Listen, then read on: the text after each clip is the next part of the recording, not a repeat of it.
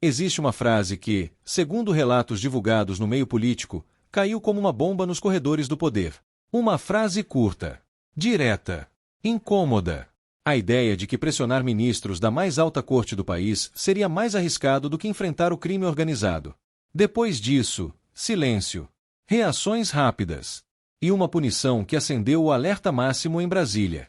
O que aconteceu nos bastidores revela uma história que vai muito além de um servidor público. É uma história sobre poder, sobre limites, sobre quem pode investigar e quem não pode ser investigado. Tudo começa quando surge a informação de que um auditor fiscal teria sido designado para levantar dados sensíveis envolvendo autoridades e pessoas próximas a integrantes da cúpula do judiciário. Não era uma investigação comum. Não era rotina administrativa. Era algo que tocava diretamente no coração institucional da República. Pouco tempo depois, declarações atribuídas a esse auditor começaram a circular. Declarações vistas por muitos como duras, por outros, como imprudentes, e por alguns, como um alerta sobre o peso de se mexer em estruturas de poder. A reação veio rápida, dura e simbólica. A punição aplicada ao servidor passou a ser interpretada por analistas como uma mensagem clara dentro da máquina pública. Há fronteiras que não podem ser cruzadas sem consequências. Mas a história não parou aí. Enquanto esse episódio ganhava repercussão, outro movimento começou a acontecer nos bastidores políticos. Um pedido formal por informações, documentos, registros, dados considerados estratégicos. O requerimento buscava acesso a materiais ligados a operações financeiras e empresariais que já vinham sendo debatidas em outras instâncias. Papéis que, segundo versões em circulação no meio político, teriam sido preservados sob sigilo em decisões anteriores. A solicitação reacendeu uma pergunta que nunca desapareceu completamente: quem controla o acesso às informações sensíveis do Estado? Porque, em Brasília, informação é poder, documento é poder, e saber antes dos outros é mais poder ainda. O episódio passou então a dividir opiniões.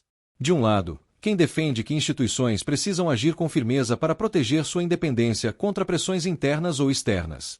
Do outro, quem enxerga excesso de blindagem e teme que mecanismos de controle possam estar sendo enfraquecidos. E no meio dessa disputa está algo muito maior do que nomes ou cargos. Está o equilíbrio entre fiscalização e autoridade, entre transparência e proteção institucional, entre investigar e ser investigado. Nos corredores do Congresso, o clima descrito por interlocutores é de tensão silenciosa. Não há discursos inflamados em plenário. Não há coletivas espetaculares. Mas há conversas reservadas acontecendo o tempo todo. Porque todos sabem que esse tipo de embate não se resolve diante das câmeras. Ele se resolve nos bastidores. Especialistas em direito público lembram que o Brasil construiu um sistema baseado justamente na autonomia entre os poderes. E que qualquer ruído nessa engrenagem gera efeitos que vão muito além de um caso isolado. Já analistas políticos apontam que momentos como esse costumam marcar viradas institucionais. Momentos em que se redefine, na prática, até onde vai a atuação de cada órgão. E enquanto versões diferentes continuam surgindo, uma coisa é certa: a narrativa deixou de ser apenas administrativa. Virou política. Virou simbólica. Virou debate nacional. Porque quando um servidor é punido após declarações consideradas explosivas, isso não atinge apenas a carreira dele. Isso envia sinais. Sinais que ecoam por toda a estrutura do Estado.